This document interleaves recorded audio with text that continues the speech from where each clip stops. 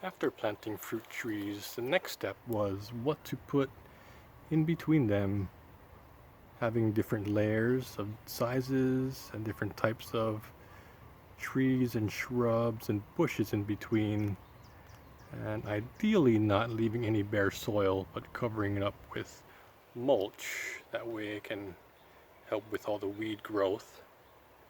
Here's an example of a macadamia nut tree surrounded by crepe myrtle.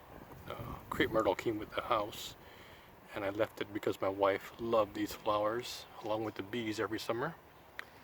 And these crepe myrtle produce these flowers every summer, and once they're done I can use the stems and the cuttings. I just chop them down, use that as mulch as well. Another example is the ohia here. Oh, right there's another macadamia nut I bought today that'll go in the ground in a little while. Ohias and this ulay ground cover, which both will provide great flowers for the bees when they get bigger. Take you around to more of the yard. Next I want to show you is some lemongrass. I have it in a few spots around the yard. That's mostly just for chop and drop for mulch. Also can be used for cooking and making tea. You can see here the potato, sweet potato, ground cover, food, leaves, roots. Very fast grower, spreads quickly. Also have some, let me show you here, some Cuban oregano.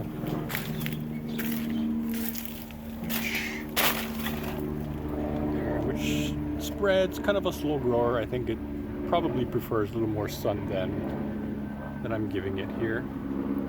Also have some cuttings of rosemary throughout here. Just had some extras, so I figured we'd put it somewhere, make some use out of it. Also have some pigeon pea. I did that quite a bit around the yard.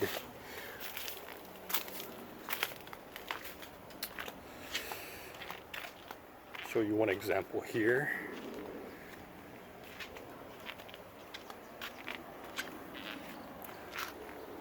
In this case, it's just mainly just for a windbreak. Provide some shade to the coffee and the cacao plant nearby. Great chop and drop. You can use it for food, the peas. A nitrogen fixer, providing nitrogen to your soil, grows really quickly. There's a couple near my avocados that have grown within a few months, have grown over my height. Along with, I have a small moringa, and that's gonna pretty much be the same function as the pigeon pea, as a windbreak and chop and drop. I do eat it for food, not quite as much as I should. Also have, let me bring you around here to some comfrey.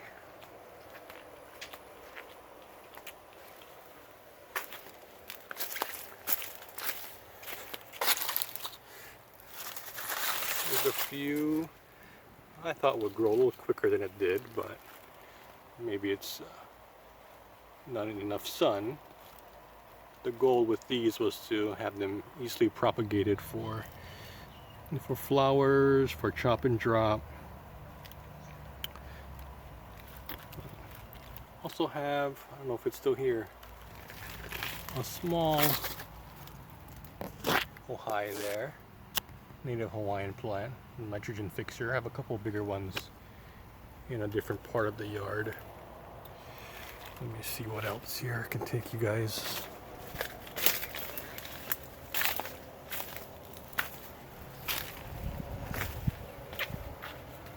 Kalo, of course.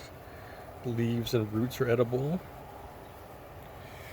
And these monsters here are the haula. It's a type of yellow hibiscus. Did not realize how quickly they grow. I've pruned that numerous times already, and they just keep growing back. But I bought them initially as kind of a barrier in between the neighbor's house and mine, and not too bad. Provides some dappled shade, dappled light through it. couple other ones are these Acacia. This is just one plant.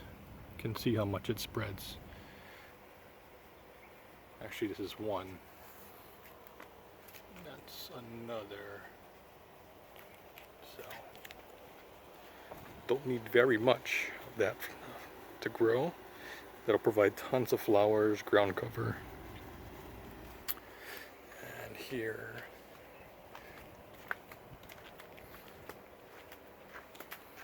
same with the Pohinahina, that's just one. Zoom out. And then the kabocha squash as well. Grows very quickly, very vigorously. The one I tried and didn't have much success with was the dandelion. I'm not sure why. It's considered a weed. I was trying to grow it for the leaves to eat, but did not have much success. I'm not sure why. That's just some of my plantings in between the larger fruit trees. Thanks for joining me, and see you next time. Bye-bye.